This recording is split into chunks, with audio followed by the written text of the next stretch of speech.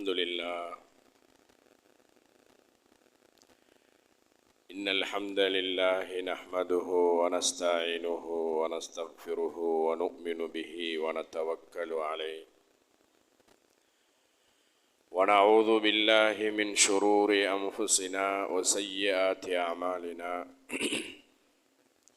ونعوذ بالله من شرور أنفسنا وسيئات أعمالنا من يهده الله فلا مضل له ومن يضلله فلا هادي له ونشهد أن لا إله إلا الله وحده لا شريك له ونشهد أن سيدنا محمدا عبده ورسوله صلى الله على سيدنا محمد وعلى آله وأصحابه وأزواجه وأهل بيته وأتباعه أجمعين أما بعد فقد قال الله سبحانه وتعالى في محكمه التنزيل وفي فرقانه المجيد بعد أعوذ بالله من الشيطان الرجيم بسم الله الرحمن الرحيم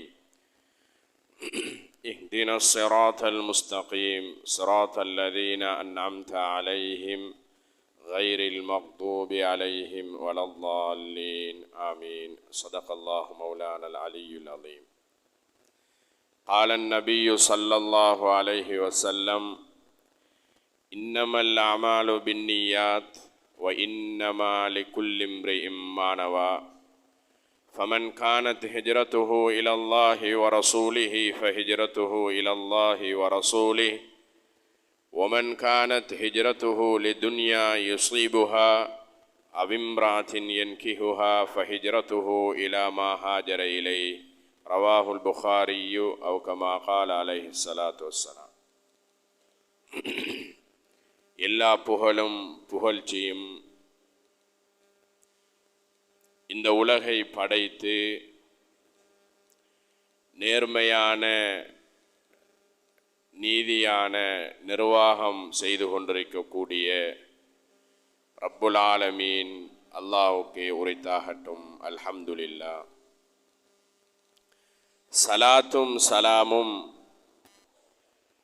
இந்த நபியை முழு படைப்பினங்களுடைய ரஹ்மத்தாக அனுப்பி வைத்தானோ அந்த அல்லாஹுடைய தூதர் முஹம்மது ஸல்லல்லாஹு அலைஹி வஸல்லம் அவர்கள் மீதிலும் அவர்களை பின்பற்றிய உத்தம சஹாபாக்கள் அவர்களுடைய வழிமுறையில் வந்த தாபீன்கள் தபா தாபீன்கள் உலமாக்கள் நபிகளார்களுடைய குடும்பத்தார்கள் அனைவர்கள் மீதிலும் என்றென்றும் உண்டாவதாக என்று வேண்டியதன் பின்னால் அல்லாஹுடைய உயர்ந்த ஜும்மாவுடைய கடமையை நிறைவேற்றுவதற்காக இத்திகாஃபுடைய நீயத்தோடு அவனுடைய மாளிகையில் நேரகாலத்தோடு வந்து அமர்ந்திருக்கும் அல்லாஹின் நல்லடியார்களே, அன்பு சகோதரர்களே, பெரியோர்களே, கனவான்களே, உலமாக்களே, நம்முடைய எல்லா நிலைமைகளிலும் எல்லா சந்தர்ப்ப சூழ்நிலைகளிலும்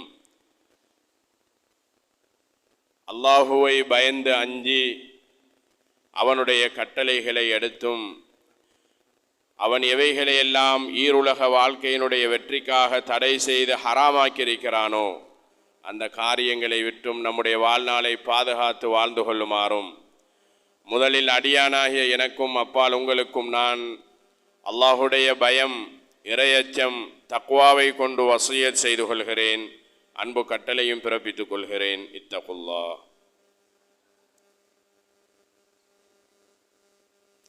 கண்ணியமான சகோதரர்களே, பெரியோர்களே, அவசரமாக ஹுத்பாவை முடிக்க வேண்டிய டைம் தரப்பட்டிருக்கிறது. உங்களுடைய ஊரினுடைய நிர்வாக தெரிவு இன்றைக்கு இருக்கிறது. பள்ளிவாயல் என்று சொல்வதை விட ஊர் நிர்வாக தெரிவு அப்படித்தான் சொல்ல வேண்டும். ஒரு சில இடங்களில் பள்ளி நிர்வாக தெரிவு, இங்கே அப்படி இல்லை, ஊர் நிர்வாக தெரிவு. ஒரு ஊரை நிர்வாகம் செய்வதற்கு ஒரு நிர்வாகத்தை தெரிவு செய்ய நீங்கள் எல்லோரும் தயாராக இருக்கிறீர்கள். அதற்கு இடம் தந்து என்னுடைய ஹுத்பாவை சுருக்கமாக முடித்துக்கொள்வேன் இன்ஷா அல்லாஹ். உலமாக்கல் என்ற ரீதியில் யார் பேச வேண்டாம் என்று சொன்னாலும் உலமாக்கல் என்ற ரீதியில் சில விடயங்கள் சொல்ல வேண்டிய அமானிதம் எங்களுக்கு இருக்கிறது.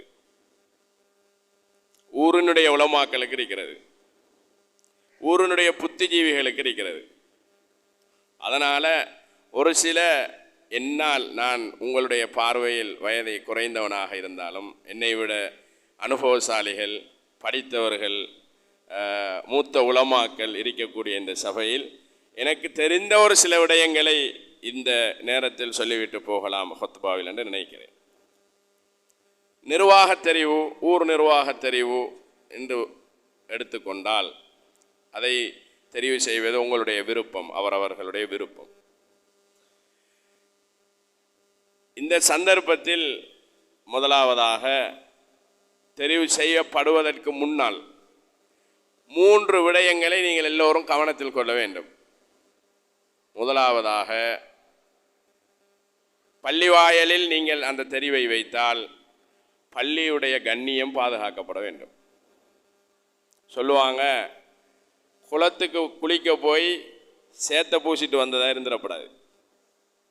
ஒரு தொழுகையை முடித்துவிட்டு, ஒரு கடமையை நிறைவேற்றிவிட்டு, அல்லாஹ்வுடைய மாளிகையில் உட்கார்ந்து அவனுடைய மாளிகையை, ஊரை நிர்வாகம் செய்வதற்குரிய ஒரு நிர்வாகத்தை தெரிவு செய்ய போகிறோம். இதில் முதலாவது பள்ளியினுடைய கண்ணியம் பாதுகாக்கப்பட வேண்டும்.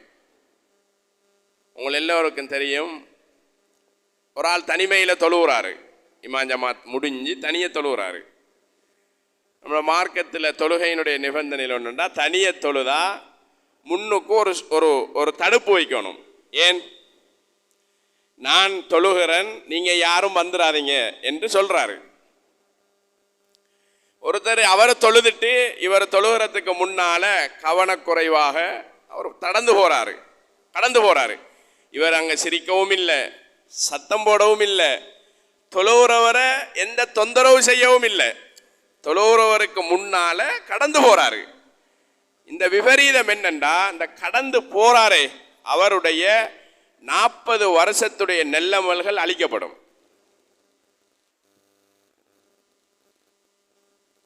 எத்தனை வருஷம்?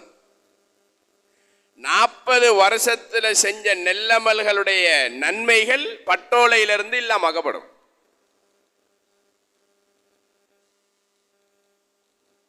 சும்மா சின்ன லேசி விஷயம் இல்லது.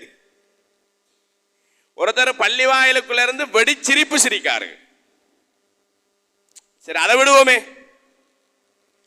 பள்ளிவாயல் எல்லைக்குள்ள உங்களோட செருப்பு காணாமாயிட்டு, இல்லை உங்களோட பொருள் ஒன்று காணாமாயிட்டு. அல்லாஹ்வுடைய ரசூல் சொன்னாங்க, காணாமல் போனது காணாம போகட்டும், நீங்க வீட்டை போயிருங்க. இப்ப இவர் என்ன தேடுறாருன்னா, ஏண்ட செருப்பு மாதிரி இன்னொன்று இருக்கா என்று தேடுறாரு. இல்ல பள்ளி ஹசரத்திட்ட செருப்பு இன்னொன்றை தூக்கிட்டு வந்து சொல்றாரு, இவர் தான் என்றதை போட்டு போயிருக்கலாம், என்ன அந்த இடத்துல இதுதான் கிடக்கு, இது ஒண்ணு நீங்க பார்க்காதீங்க. ஏண்ட செருப்பை காணல என்று நீங்க சத்தம் போடாதீங்க. நீங்க அப்படி செய்தால் அல்லாஹ்வுடைய மாளிகையினுடைய எல்லையை துஷ்பிரயோகம் செய்த பாவியாக கருதப்படுவீர்கள். இதெல்லாம் நான் என்ன சொல்றேன்னா, இது சுயநலம் இல்லாமல் செய்யல, அவர தேவைக்கு செய்யறாரு. ஆனா என்ன நடக்குது? அவர் பாவியாக கருதப்படுறாரு, பட்டோலைகள் இருந்து அமல்கள் இல்லாமல் ஆகுது. உமர் ரலியல்லாஹு தஆலா அன்ஹு அமீருல் மூமினீன் ஹலீஃபாவாக இருக்கக்கூடிய காலத்தில் மஸ்ஜிது நபவிக்குள்ள வாராங்க. மஸ்ஜிது நபவிக்குள்ள வாராங்க. ஒரு மனிதர் சத்தமா சிரிச்சு கதைச்சு பேசிக்கிட்டு இருக்காரு. உமர் ரலியல்லாஹு அன்ஹு அவரை கூப்பிட்டாங்க. நீங்க எந்த ஊருன்னு கேட்டாங்க. அவர் மதீனாவும் இல்லை மக்காவும் இல்லை, அவர் வேறொரு கிராமப்புறத்து அரபி. அவர் வந்தவர் தொழுதுட்டு போகலாம்னு வந்தாரு. அவர் வேறொரு ஊரை சொன்னாரு. உமர் ரலியல்லாஹு அன்ஹு அவங்க சொன்னாங்க, நீங்க மதீனா வாசியாக இருந்திருந்தால் உங்களுடைய கன்னத்தில் அரைஞ்சிருப்பேன், உங்களோட உம்மா உங்களோட அடையாளம் கண்டிருக்க மாட்டான்னு சொன்னாங்க. அதே வார்த்தையை சொன்னாங்க. அல்லாஹ்வுடைய மாளிகைக்குள்ள இருந்து சத்தமாக சிரித்து பேசியதற்காக என்னுடைய பொறுப்பு, நான் அமீருல் மோமினீன் என்ற ரீதியில் உங்களுடைய கன்னத்தில் நான் அறைந்திருப்பேன், உங்களுடைய தாய் உங்களை அடையாளம் கண்டிருக்க மாட்டாள் என்று சொன்னாங்க. சொல்லி எச்சரித்து, அல்லாஹ்வுடைய மாளிகையில் சிரிப்பதை தவிர்த்து கொள்ளுங்கள், சத்தமாக பேசுவதை தவிர்த்து கொள்ளுங்கள். அல்லாஹ்வுடைய ரசூல் வெறுத்த ஆகப்பெரிய விடயம்தான் பள்ளிவாயலில் சத்தமாக தேவையில்லாமல் பேசுவது, சண்டை பிடிப்பதுன்னாங்க உமர் ரலியல்லாஹு தஆலா. ஒரு மனிதர் வந்து கேட்டார், யா ரசூலல்லாஹ், கியாமத் எப்ப வரும்? கியாமத் எப்ப வரும்? அல்லாஹ்வுடைய ரசூல் சொன்னாங்க, எப்பொழுது பள்ளிவாயல்களில் உலக விடயங்களில் சத்தமாக பேசி பள்ளிவாயில் நடக்கக்கூடிய அமல்களில் மக்கள் வீணாக சத்தம் போடுறார்களோ, அந்த நேரம் காலத்தை நீ கண்டால் நீங்கள் அறிந்து கொள்ளுங்கள், உலகம் அழிகின்ற காலம் நெருங்கிவிட்டது. இரண்டாவது சொன்னாங்க, உலகம் அழிகின்ற காலம் நெருங்கிவிட்டது என்பதற்குரிய இன்னொரு அடையாளம் சொன்னாங்க. அது இன்றைய நாள் இந்த ஊரினுடைய தலைப்புக்கும் மிக முக்கியமானது. என்ன, அதை பேசுவோம், இதையும் சொல்றேன். சொன்னாங்க, பள்ளிவாயலில் தேவையில்லாமல் சத்தமிட்டு கூச்சலிடுவது இந்த உலகத்தை அல்லாஹ் அடித்து நொறுக்க போகிறான் என்பதற்குரிய அடையாளம் உண்டு. இரண்டாவது சொன்னாங்க, ஒரு ஊரில் வைதா லுய்யல் அமானா, ஒரு அமானித நிர்வாகம் துஷ்பிரயோகம் செய்யப்பட்டால், மனிதா அதை நீ கண்டால் நினைத்துக்கொள், இந்த உலகத்தை அல்லாஹ் அழிக்க போகிறான் என்று. எனவே அன்பு நிறைந்த அல்லாஹ்வின் நல்லடியார்களே, நேரம் சுருக்கமாக இருக்கிறது. உங்களுடைய நிர்வாக தெரிவை சிறப்பாக செய்யுங்கள். அதில் உலமாக்கள் புத்திமதி தான் சொல்லுவார்கள், எல்லை மீறி தலையிட மாட்டார்கள். அழகான நிர்வாகத்தை தெரிவு செய்யுங்கள். தெரிவு செய்யப்படும் போது முதலாவது பள்ளியினுடைய கண்ணியத்தை பாதுகாத்துக் கொள்ளுங்கள். பள்ளியுடைய சாபத்தோடு நிர்வாகத்தை தெரிவு செய்யாதீர்கள். இரண்டாவது கவனிக்க வேண்டிய விடயத்தில், இரண்டாவது, ஒவ்வொரு ஊருக்கும் ஒரு தனி பெயர் இருக்கிறது. கௌரவம், மரியாதை, கண்ணியம் இருக்கிறது. எங்களை பொறுத்தவரையில் இந்த ஊர் என்பது நாடளாவிய ரீதியில் அறிமுகமான மிக முக்கியமான ஊர். பல விடயங்களில் 2019 இருந்து அதுக்கு முன்னால் இருந்து அதுக்கு பின்னால் வரைக்கும் இந்த ஊர் என்பது மிக முக்கியமாக எல்லோராலும் பேசப்பட்டு கொண்டிருக்கக்கூடிய ஒரு ஊர். ஊருடைய கண்ணியம் பாதுகாக்கப்பட வேண்டும்.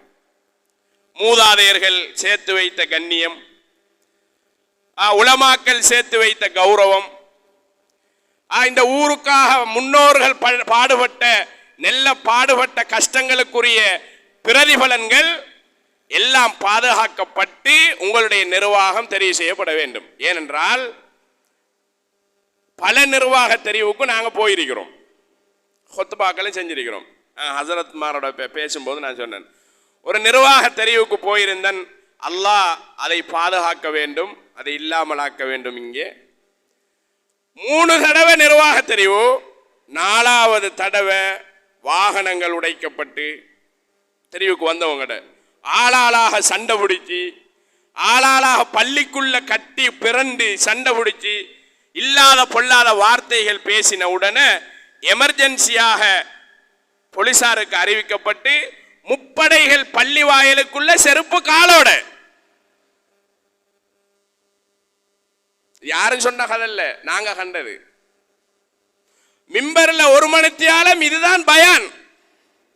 செஞ்சிடாதீங்க, அல்லாஹ்வுடைய மாளிகையினுடைய ஹுருமத்தை பாதுகாத்துக் கொள்ளுங்க. முப்படைகள் வந்து எல்லாரையும் கதைச்சு பேசி வெளியாக்கிட்டு, நான் இப்பொழுதும் சொன்னேன், இன்று வரைக்கும் அந்த பள்ளியினுடைய நிர்வாகம் சென்ட்ரல் போர்டுடைய கண்ட்ரோல்ல இருக்கிறது. பொருளாளர் யார் என்று சொன்னா, அந்த ஊரினுடைய போலீஸ் உத்தியோகத்தர் பொறுப்பதிகாரி ஓஎஸ் இருப்பாரே, அவர் தான் பொருளாளர். மாதம் அவருக்கு கணக்கு காட்டணும். அவர் அனுமதி இல்லாம பள்ளியில ஒரு ஆணி அடிக்க இயலாது.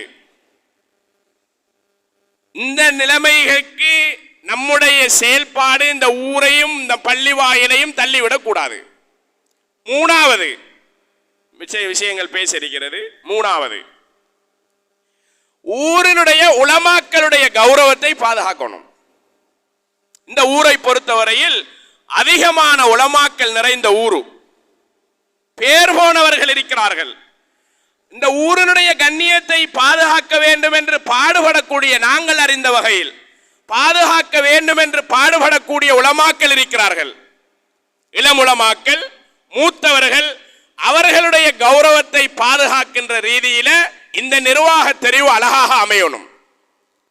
அவர்கள் என்ன புத்திமதி சொல்கிறார்களோ, அவர்கள் என்ன சபையை அமைதிப்படுத்துகிறார்களோ, அவர்களை முன்வைத்துத்தான் இதை நீங்கள் செய்ய வேண்டும். ஏனென்றால் நான் இந்த மூணையும் ஏன் முக்கியமாக சொன்னேன், வரலாற்றில் நீங்க உலகளாவிய ரீதியில் முஸ்லிம்கள் பிற்படுத்தப்பட்டு எதிரிகளால், விரோதிகளால், காபிர்களால் தாக்கப்படுகின்ற நாடுகளை, பகுதிகளை நீங்கள் எடுத்துக்கொண்டால் இந்த மூன்றும் எங்க துஷ்பிரயோகம் செய்யப்பட்டதோ அங்க முஸ்லிம்கள் கேவலப்படுத்தப்படுவார்கள்.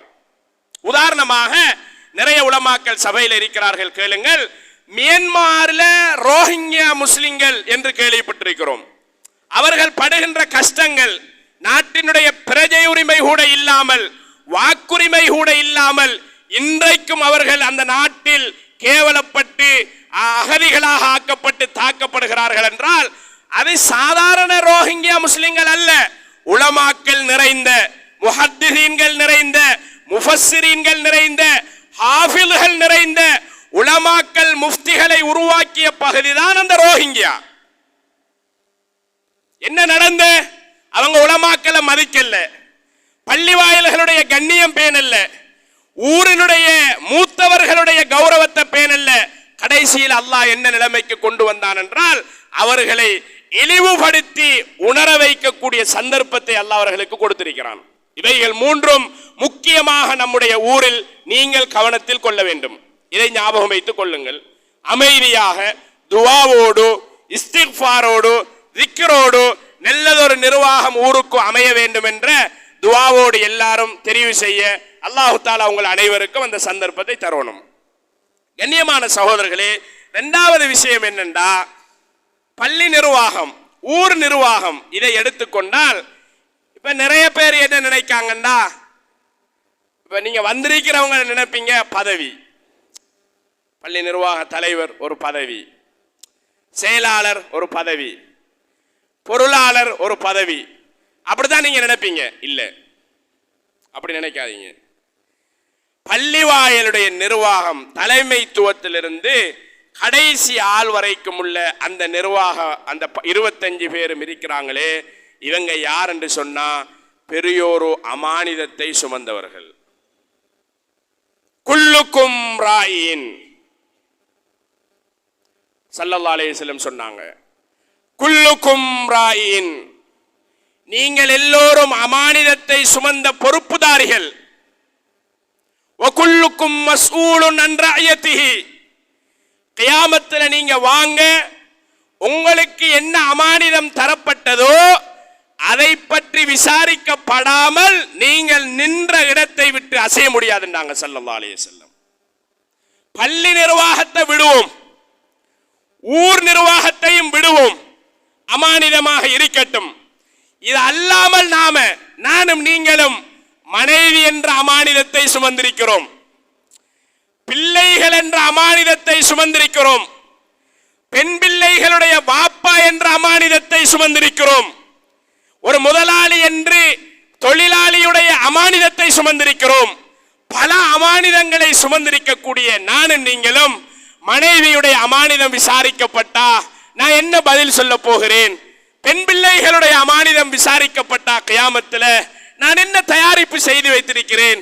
என்னுடைய தொழிலை பற்றி அமானிதமாக விசாரிக்கப்பட்டா நான் என்ன சொல்ல போகிறேன் என்ற பயத்தோடு வாழ்ந்து கொண்டிருக்கும் போது, இது எல்லாவற்றையும் விட பெரியோரு அமானிதம், பள்ளிவாயலுடைய அமானிதத்தை சுமக்கிறதுக்கு நாம தயாராகும் போது, ஒரு தடவல்ல, 2 தடவல்ல, 3 தடவல்ல, 4 பேரோடல்ல, 10 பேரோட மசூரா செய்து உட்கார்ந்து யோசித்து அதுக்காக நீங்க தொழுது துவா கேட்டு, யா அல்லாஹ் நான் தலைமைத்துவத்தை எடுக்க போகிறேன், நிர்வாகத்தை தெரிவு செய்ய போகிறேன் இந்த அமானிதத்தை நான் சுமப்பதற்கு நான் தகுதியானவனா என்று முதலாவது யோசிக்கணும். ஒரு ஆள்கிட்ட கேட்கப்படாது, சாஜா மாமா ஹசரத் 10 பேர்ட்ட கேட்கணும். 99 பேரை நீங்க தெரிவு செய்யற ஆட்கள் இருக்கிறீங்க என்று எனக்கு தகவல் தரப்பட்டது. ஊர்ல எல்லாரும் தெரிவு செய்யறல்ல, 99 பேரு 25 பேரை தெரிவு செய்ய போறாங்க என்று சொல்லப்பட்டிருக்கு எனக்கு. ரைட். இந்த 99 பேரும் நினைக்கணும் என்னண்டா, இந்த 25 பேரை நான் தெரிவு செய்ய போகிறேன். இந்த 25 பேர்ல ஒரு ஆளை நான் தெரிவு செய்ய போகிறேன்.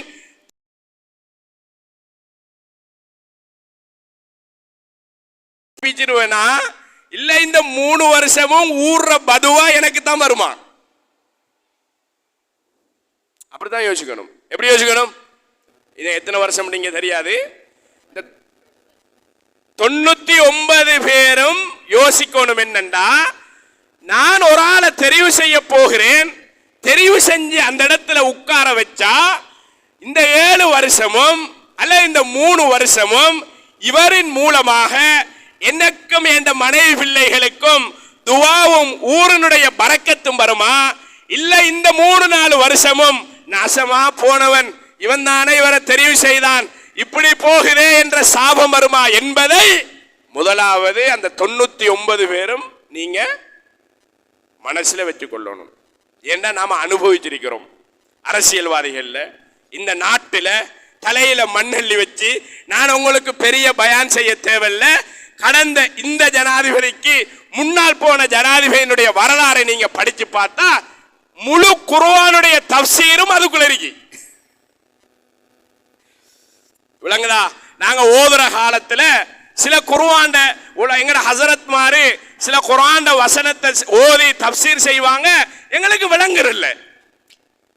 ஓதுற காலம் தானே, அவர் தஃப்சீர் செஞ்சுட்டு போவாரு, நாங்களும் தஃப்சீரை பார்த்துட்டு இருப்போம். இது எப்படி சாத்தியமாகும்? என்ன சொல்றான் அல்லாஹ்? குலில்லாஹும்ம மாலிகல் முல்க். நபியே, நீங்க இந்த ஆட்சியை பிடிக்கிற, பதவியை எடுக்க ஆசைப்படுற, பதவிக்காக ஓடுறவங்கள்ட்ட முதலாவது சொல்லுங்க, குலில்லாஹும்ம மாலிகல் முல்க். உலகத்தில் ஆகப்பெரிய அரசன் அல்லாஹ், பள்ளிட அரசன் அல்லாஹ், நாட்டுடைய அரசன் அல்லாஹ், கடலுடைய அரசன் அல்லாஹ், வானத்துடைய அரசன் அல்லாஹ், காற்றுடைய அரசன் அல்லாஹ். பாத்தீங்கன்னா ஒரு வருஷம் தொடர்ந்து பெய்யக்கூடிய மழை துபாயில நேற்று ஒரு நாள் பெஞ்சிருக்குது. என்ன துபாய் பவர்? நாங்க யார் தெரியுமா? பவர். நாங்க கடல்ல விவசாயம் செய்வோம், நாங்க கடலை தரையாக்குவோம், பாலைவனத்தை கடலாக்குவோம். எங்கள்கிட்ட என்ன இல்ல, நாங்க தான் உலகத்துல பெஸ்ட் டூரிசம். எங்களை நாடித்தான் நீங்க வரணும், எங்கள்கிட்ட எல்லாம் இருக்கிறது. நேத்து என்ன நடந்துச்சு? யுஏஇல ஒரு வருஷம் தொடர்ந்து பெய்யக்கூடிய மழை நேத்து மட்டும் பெஞ்சிருக்கு. என்ன நடக்கும்? என்ன நடக்கும்? துபாய் அரசர் என்ன செஞ்சாரு? நிப்பாட்ட ஏழுமா? குலில்லாஹும்ம மாலிகல் முல்க். இந்த தஃப்சீர் எங்களுக்கு ஓலக்கல விளங்கல்ல, இப்ப விளங்குது. நபியே நீங்க சொல்லுங்க, எல்லாத்திட அரசன் ஒருத்த மேலரிக்கான், அவன் அந்த அரசன் தான் இலங்கைக்கு ஒரு அரசரை, பள்ளிக்கு ஒரு தலைவரை, நாட்டுக்கு ஒரு தலைவரை, ஊருக்கு ஒரு தலைவரை, மனைவிக்கு ஒரு கணவரை உருவாக்குறவன் யாருண்டா? குலில்லாஹும்ம மாலிகல் முல்க். மேலரிக்கான் சொல்லிட்டு அல்லாஹ் சொல்றான், தூத்தில் முல்க மன் தஷா. நபியே நீங்க சொல்லுங்க, இதை நல்லா விளங்கணும். ஒரு தஃப்சீர் ஒன்று செய்ய போறேன், எல்லாரும் கவனமா கேளுங்க. தூத்தில் முல்க மன் தஷா, அவன் நாடுறவங்களுக்கு தான் பதவியை கொடுப்பான். நல்லா விளங்கணும். இதுல முக்கியமான ஒரு விஷயம் ஒன்று உள்ளுக்குறி உலமாக்களுக்கு விளங்கும், பொதுமக்கள் கவனமா கேட்டா விளங்கும். தூத்தில் முல்க மன் தஷா, அவன் யார நாடுறானோ அவர்களுக்கு தான் பதவியை கொடுப்பான். சரி, அவன் நாடல, ஒருத்தர் வந்துட்டாரு. அவன் நாடல, ஒருத்தர் வந்துட்டாரு. என்ன நடக்கும்? என்ன நடக்கும்? நான் இதை சொல்லத்தான் வேணும், அப்பதான் உங்களுக்கு விளங்கும் இந்த தப்சீர். என்ன நடக்கும்? என்ன சொன்னாங்க? எங்கட கடவுள்னாங்க. இதுக்கு முன்னால் உள்ள போன ஜனாதிபதி எங்கட கடவுள்னாங்க, அப்பே விருவாண்டாங்க, எங்களை பாதுகாக்கிறவர்ந்தாங்க. முழு பெரும்பான்மை இனமும் ஒன்றாக நின்று அவரை கொண்டு வந்து உட்கார வச்சாங்க. அல்லாஹ் நாடல, அல்லாஹ் நாடல. ஒரு இனத்தை சுக்குநூறாக்கி அந்த இனத்தை கேவலப்படுத்தி இன்னொரு இனத்தை மிதிச்சு ஒரு இனத்தை உசாராக்கி அவரை கொண்டு வந்து வச்சாங்க. தூத்தில் முல்க மன்தஷா. அல்லாஹ்ட நாட்டம் இல்ல. 2 வருடம் தான் என்ன நடந்துச்சு? எந்த வாயால எங்கட கடவுள் என்று சொன்னாங்களோ அவங்களே நாட்டுடைய முக்கிய இடத்துல நின்று இவனுக்கு பைத்தியம் என்று சொன்னாங்க. யார? இவனுக்கு பைத்தியம். என்ன சொன்னாங்க? இவர் வந்தா எங்களுக்கு எல்லாம் கிடைக்கும். கடைசியில் என்ன நடந்துச்சு? பெட்ரோலுக்கு 4 நாள் போலின், கேஸுக்கு 5 நாள் போலின், பாயோட படுக்கையோட குடும்பத்தோட குட்டியோட சீரழிய வச்சானா இல்லையா? எல்லாரும் ஞாபகம் வைக்கணும். இன்றைக்கு இல்ல என்றைக்கும் ஞாபகம் வைக்கணும். ஒரு மகளுக்கு பதவி மட்டும் இல்ல, பள்ளிவாயல் மட்டும் இல்ல, மகளுக்கு மாப்பிள்ளை பாக்குறீங்க. சின்ன விஷயம். உங்களோட மகளுக்கு நீங்க ஒரு மாப்பிள்ளை பாக்குறீங்க. தம்பி கிட்ட சொல்லாம, பெரியப்பா கிட்ட சொல்லாம, சாட்சிட்ட சொல்லாம, மாமி கிட்ட சொல்லாம, பக்கத்து வீட்டுல சொல்லாம, இவரும் பொஞ்சாதியை மசூரா பண்ணி ஒரு மாப்பிள்ளைய தேடுறாங்க. கேட்டா சொல்றாரு, எல்லார்ட்டையும் சொன்னா குழப்பிடுவாங்களாம். குழப்ப மாட்டாங்க. எல்லார்ட்டையும் சொன்னா எல்லாரும் கருத்து சொல்லுவாங்க. அவர் நெல்லம், அவர் நெல்லம், பாப்பா நெல்லம் இல்ல, பாப்பா நெல்லம் குடும்பம் நெல்லம் இல்ல. பல பேருடைய கருத்து வரும்போது அது ஒரு மஷூராவாக வரும். மஷூரா ஒன்று செஞ்சு நீங்க ஒரு காரியம் செய்றீங்க, அதுல நீங்க தோத்தாலும் வெற்றி என்று சொன்னாங்க ஸல்லல்லாஹு அலைஹி வஸல்லம். எல்லாரும் சேர்ந்து செஞ்சீங்க, எடுத்த மாப்பிள்ளை தவறித்தாரு, உங்களோட நோக்கம் பிழைச்சிட்டு உங்களோட மகளோட வாழ்க்கை தலாக்கில முடிஞ்சது. அல்லாஹ்வுடைய ரசூல் சொன்னாங்க, எல்லாரும் சேர்ந்து செஞ்சீங்க, அப்போ அது பிழை அல்ல. அல்லாஹ்வுடைய முடிவு என்னன்னா உங்களோட மகளுக்கு அந்த வாழ்க்கை சரியில்லை.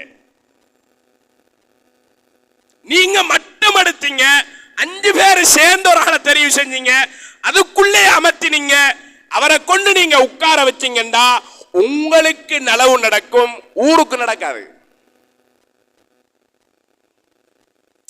அப்படித்தான வாரேன். இங்க எப்படியே தெரியாது. பல நிர்வாக தெரிவுக்கு நான் போயிருக்கேன். எப்படி கொண்டு வருவாங்கன்னா, இவர் வந்தா நமக்கு நல்லம், இவங்க வந்தா நமக்கு நல்லம். இந்த சுயநலம் யாருக்கு இருந்து யாரு வாரீங்களோ தூத்தில் முல்கமன் தஷா.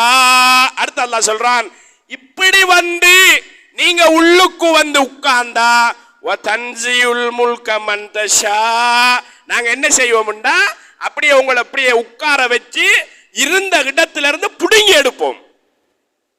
தன்சி என்று சொன்னா ஆணிய கலட்டி எடுக்கிற, சுத்தியலால ஆணிய கலட்டி எடுக்கிற. நீங்க இருப்பீங்க, கதிரை இருக்கும், கதிரையில நீங்க இருக்க மாட்டீங்க. இப்ப இருக்கிற ஜனாதிபதி அவரை பாத்தீங்களா? எந்த எலெக்ஷன்ல வென்ற? பாராளுமன்ற எலெக்ஷன்ல, ஜனாதிபதி எலெக்ஷன்ல, பிரதமர் எலெக்ஷன்ல அவர கட்சியும் தோத்து அவரும் தோத்து, அதோட அவர கதை முடியும் என்று உலகம் சொன்னிச்சு, நாடு சொன்னிச்சு. நான் அரசியல்வாதி இல்ல, நான் ஆலிம், உங்களுக்கு விளங்குறதை சொல்றேன். பெரும்பான்மை மக்களுடைய 90% வாக்குகளால் வந்தவர் வெளியே, நீ வானா போடான்னு சொன்னவர் கதிரையில. யார் ஆட்சி? யார் கொண்டு வந்தா? யார வச்சு சரியாக்கினான்? நான் அரசியல்வாதி இல்ல, திரும்பவும் சொல்றேன், உங்களுக்கு தான் அரசியல் தெரியும். இதை சொல்றேன். வேண்டாம் என்று சொன்னவர் உள்ளே கதிரையில, கதிரையில உட்கார வச்சவர் இருக்க இடம் இல்லாம உலகமெல்லாம் சுத்தினாரு. இது நமக்கு ஒரு பாடம். இதைத்தான் அல்லாஹ் சொல்றான், வதன்சியுல் முல்க மன் தஷா, அப்படியே நாங்க உட்கார வச்சு புடுங்கி எடுப்போம், கேவலப்பட்டு போவீர்கள். குர்ஆன் சொல்லுது. சொல்லிட்டு அல்லாஹ் சொல்றான் பியதிக்கல் கைர். நபியே நீங்க சொல்லுங்க, உலகத்தில் உள்ள எல்லா நலவுகளும் அல்லாஹ்ட கையில தான் இருக்குது. அல்லாஹ்ட கையில தான் இருக்குது. நலவுகளை நீங்க உலகத்துல யார்கிட்டையும் எதிர்பார்க்க கூடாது, அல்லாஹ்ட்ட கேட்கணும். பெரிய அமானிதம். பள்ளி நிர்வாகம், ஊர் நிர்வாகம், மதரசா நிர்வாகம் பெரிய ஒரு அமானிதம். சுப்ஹானல்லாஹ். சின்ன அமானிதம் இல்ல, பெரிய அமானிதம். இந்த கதிரை நான் எந்த அளவு அமானிதம் நான் சொல்றேன்டா, இந்த ஃபேனை கலட்டினீங்க, ஃபேன் வேலை செய்யல, ஃபேனை கலட்டினீங்க 3 மாசம் 6 ஃபேனை கலட்டினீங்க, புது ஃபேன் 6 பூட்டினீங்க. பூட்டின ஃபேன் கருத்தல்ல, கலட்டின ஃபேன் எங்க? நீங்க 6 ஃபேன் பூட்டினீங்க, பூட்டினது எங்களுக்கு தெரியாது, அது இருக்குது. கலட்டின ஃபேன் எங்க?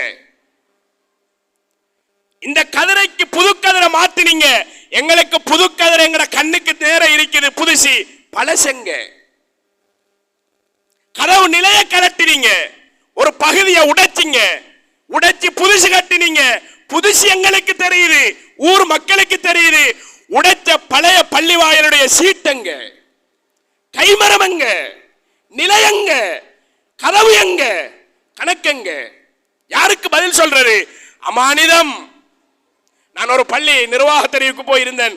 அதுல போட்டிருக்குது பள்ளி வாயில் சம்பளம், மௌலவி, முஅத்தின் எல்லாம் போட்டுட்டு மேலதிக செலவு 20,000. என்ன செலவு? மேலதிக செலவு என்ன? நீங்க பிளாண்டி கொடுத்ததா, இல்ல மௌலவிக்கு கொடுத்ததா, இல்ல நீங்க பள்ளி வாயில் பிரயாணம் போனதா? எழுதுங்க. அமானிதம். லேபர் என்ன நினைக்காங்கண்டா, எல்லா செலவையும் போட்டுட்டு பள்ளி வாயில் தேவைக்காக 3 பேனை வாங்கினது 30 ரூபா, அதையும் எழுதுறாங்க. இவங்க என்ன நினைக்காங்கண்டா, நாங்க அந்த 30 ரூபாயையும் கணக்கில் கொண்டு வந்திருக்கிறோம், அப்படி எழுதுறாங்க. அப்படி இல்ல, மக்கள் விளங்குவாங்க. இந்த 30 ரூபாயை தான் செலவழிக்காம பள்ளி காசுல எடுத்திருக்கான், அப்படிதான் விளங்குவாங்க. என்ன விளங்குவாங்க? 3 பேனை வாங்குறதுக்கு வக்கில்லாத நிர்வாகம் உண்டு, எங்கட ஊரை நிர்வாகம் செய்யுது, அப்படிதான் விளங்குது. ஊரை நிர்வாகம் செய்யறவங்க, பள்ளிய நிர்வாகம் செய்யறவங்க பள்ளி காசுல எடுத்து வார செய்யறாக்கள் வாரல்ல, ஷேப்ல இருந்து போகணும், ஷேப்ல இருந்து போகணும். லைட் மாத்தணுமா? இந்தாங்க ஹசரத், பாத்ரூம்ல 4-5 ஜொக்கு உடைஞ்சிருக்கேனா, இந்தாங்க 1000 ரூபா, மோதி சாப்பிட்ட கொடுத்து வாங்கி போடுங்க. ஃபேன் ஒன்று வேலை செய்யுது இல்லைன்னா, ஹசரத் ஃபேன் ஒன்று ஹார்ட்வேர்ல சொல்லுங்க, நான் சொன்னேன், நான் கணக்க கொடுக்கணும். பள்ளியோட தேவை, ஒரு வேன் போகணும், நிர்வாகம் போகணும் கொழும்புக்கு, பள்ளி நிர்வாக தேவைக்கு 10 பேர் போகணும். பள்ளி காசுல போறல்ல, 10 பேர் காசுலாம் போகணும், 10 பேர் காசுலாம் போகணும். நீங்க விரும்பினாலும் சரி, விரும்பலனாலும் சரி, இந்த பயான் உங்களுக்கு ஜீரணிச்சாலும் சரி, ஜீரணிக்கலனாலும் சரி, இதுதான் உண்மை, இதுதான் உண்மை. இன்னமாயாமொரு மசாஜித் அல்லாஹ். உலகத்தில் ஜனாதிபதி எப்படி வரணும் என்று அல்லாஹ் சொல்லல, நாட்டு பிரதமர் எப்படி வரணும் என்று சொல்லல, கணவன் எப்படி அமையணும் என்று சொல்லல, நபி எப்படி வரணும் என்று சொல்லல. குர்ஆனில் மிக தெளிவாக சொல்லப்பட்ட மிகப்பெரிய நிர்வாகம் தான் பள்ளி நிர்வாகம். இன்னமாயாமொரு மசாஜித் அல்லாஹ், ஏண்ட பள்ளியை நிர்வாகம் செய்பவர்கள் என்றுதான் அல்லாஹ் ஆரம்பிக்கான். எப்படி ஆரம்பிக்கான்? ஹஜ்ரத், இந்த பள்ளி நிர்வாகம் எப்படி இருக்கணும்? இன்று உங்களோட ஜம்மியத்துல் உலமா தலைவர்கிட்ட கேட்க தேவையில்லை, பள்ளி ஹசரத்திட்ட கேட்க தேவையில்லை, கொழும்புக்கு அடிச்சு ஹெட் ஆபீஸ் கேட்க தேவையில்லை. சூரத்து தௌபாவுல் அல்லாஹ் சொல்றான், பள்ளி நிர்வாகம் யார் செய்யணும்? இன்னமாயாமுரு மசாஜித் அல்லாஹ், அல்லாஹ்வுடைய மாளிகையை நிர்வாகம் செய்பவர்கள் மன் இப்படி இருப்பாங்க. ஆமன பில்லாஹ், அல்லாஹ்வுடைய நம்பிக்கை இருக்கணும். சும்மா லேசிப்பட்ட நம்பிக்கை இல்ல, அரசியல்ல இருக்க கூட நம்பிக்கை, அரசியல்ல நம்பிக்கை இருக்க கூட. நாம தான் 30 வருஷமா எத்தனை தலைவரை மாத்திட்டோம், எத்தனை பேரை அனுப்பி எடுத்துட்டோம். என்ன நடந்த ஒன்ன சொல்லுங்களேன். எந்த வயசுல, எனக்கு இந்த சின்ன வயசு தான், உங்களோட வயசு இருக்குது, நாம அரசியல் செய்யறோம், ஒவ்வொருத்தனா அனுப்பி அனுப்பி அனுப்பித்தான் எடுக்கும். என்ன நடந்த ஒரு லிஸ்ட்ல எனக்கு எழுதித்தாங்க. இவரால இந்த பொய்யத்தான் சொல்லிட்டு போறாங்க, ஒன்று கூட உருப்படியா இல்ல. இப்ப திரும்ப வருவானோ பொய் சொல்ல அடுத்த தேர்தலுக்கு. அல்லாஹ்வுடைய ரசூல் சொன்னாங்க, பதவியை ஆசைப்படுபவர்களை நீங்கள் நம்பாதீர்கள். ஒரு சஹாபி வந்து சொன்னாரு, இதோட முடிச்சிருவோம். அல்லாஹ்வுடைய ரசூல்ட்ட ஒரு சஹாபி வந்து சொன்னாரு, எல்லாருக்கும் ஆசானே, சஹாபின்னாலும் ஆசை, ஒரு சின்ன ஆசை வந்து சொன்னாரு, யா ரசூலல்லாஹ், நீங்க யுத்தத்துக்கு எல்லாரையும் அமீரா போடுறீங்க, நம்மளையும் அமீரா ஒரு ஜமாத்துக்கு போடுங்களேன் அப்படின்னாரு.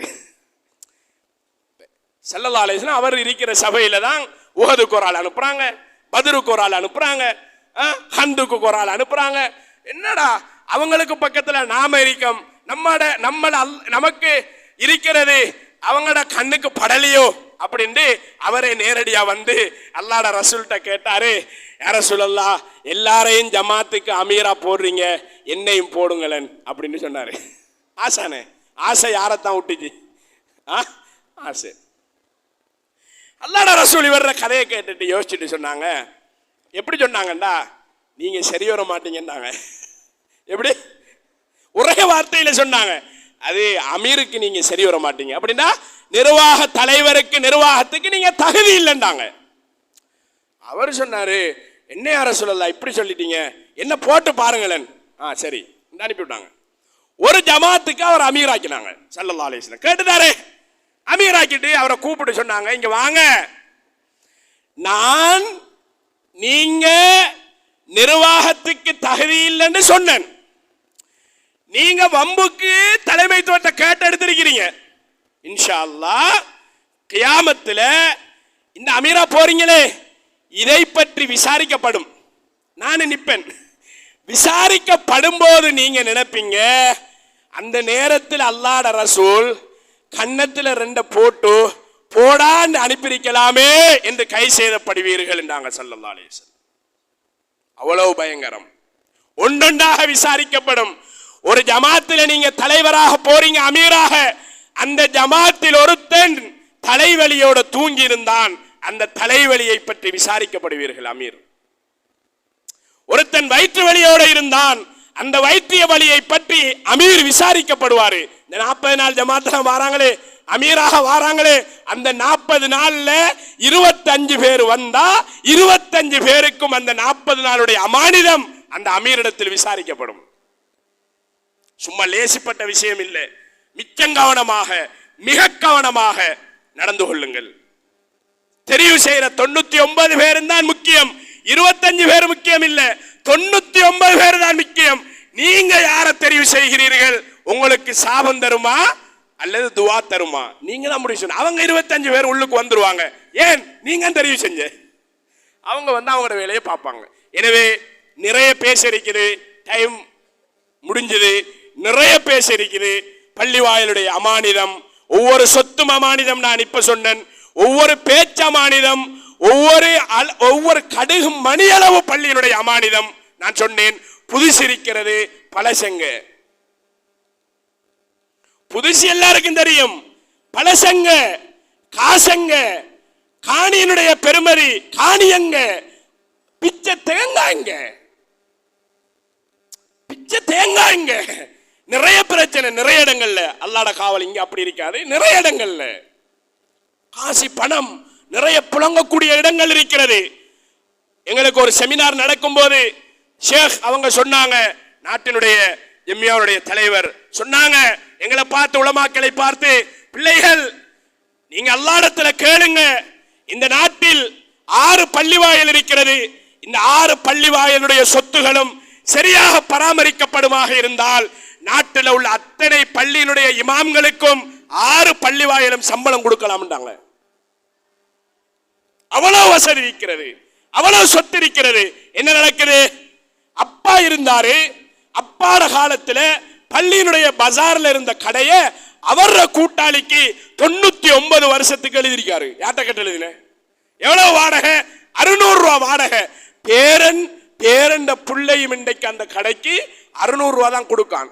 அவன் அந்த கடை இன்னொரு ஆளுக்கு கொடுத்து 60,000 ரூபாய் வாங்குறான். இவைகள் எல்லாம் அல்லாஹ்வுடைய சாபத்தில் போய் சேரும். குடும்பங்களை இல்லாமலாக்கிவிடும், குடும்பங்களை இல்லாமலாக்கிவிடும். எனவே மிக நிதானமாக தெரிவு செய்யுங்கள். பொறுப்பெடுக்கிறவங்க மிக கவனமாக இருங்க. ஊரினுடைய நலவை நாடுங்கள். ஊரில் நல்லது நடக்கணும். துவா கேளுங்க. அல்லாஹ் தஆலா நம் அனைவரையும் கபூல் செய்வானாக. இந்த ஊருக்கு நல்ல ஒரு நிர்வாகத்தை அல்லாஹ் தருவானாக. நாங்கள் எல்லோரும் கேட்டு சந்தோஷப்படணும். நம்முடைய எண்ணங்களை அல்லாஹ் கபூல் செய்து கொள்வானாக. சண்டை பிரச்சனைகள் இல்லாமல் சுமூகமாக இன்றைய நாள் இந்த பள்ளியில் நடைபெற்று முடிவதற்கு அல்லாஹ் தஆலா கிருபை செய்வானாக. நம்முடைய ஹாஜத்துகள் அனைத்தையும் அல்லாஹ் கபூல் செய்வானாக. நம்முடைய வாழ்நாளில் பரக்கத் செய்வானாக. யா அல்லாஹ் எங்களுடைய பாவங்களை மன்னிப்பாயாக. எங்களுடைய தாய் தந்தையர்களுடைய பாவங்களை மன்னிப்பாயாக. எங்களுடைய கபராளிகளுடைய பாவங்களை மன்னிப்பாயாக. என் கடன் இல்லாத வாழ்க்கையை தருவாயாக. கஷ்டம் இல்லாத வாழ்க்கையை தருவாயாக. நோய் இல்லாத வாழ்க்கையை தருவாயாக. யா அல்லாஹ் ஆபத்தான நோய்களை விட்டும் திடீர் மரணங்களை விட்டும் விபத்துகளை விட்டும் எங்களையும் எங்களது குடும்பத்தார்களையும் பாதுகாத்தருள்வாயாக. எங்களுடைய துஆக்களை கபூல் செய்து கொள்வாயாக. வாஹிர தஅவானா அனில் ஹம்துலில்லாஹி ரப்பில் ஆலமீன். அல்ஹம்துலில்லாஹி அல்லதி ஹதானா لهذا وما كنا لنهتدي لولا أن هدانا الله. أشهد أن لا إله إلا الله وحده لا شريك له وأشهد أن سيدنا محمدا عبده ورسوله صلى الله على سيدنا محمد وعلى آله وأصحابه أجمعين. أما بعد فيا أيها المؤمنون الحاضرون اتقوا الله كما قال الله تعالى في القرآن العظيم يا أيها الذين آمنوا اتقوا الله حق تقاته ولا تموتن إلا وأنتم مسلمون. صدق الله مولانا العلي العظيم. بارك الله لنا ولكم ولجميع المسلمين والمؤمنين أجمعين واستغفروه إنه هو الغفور الرحيم.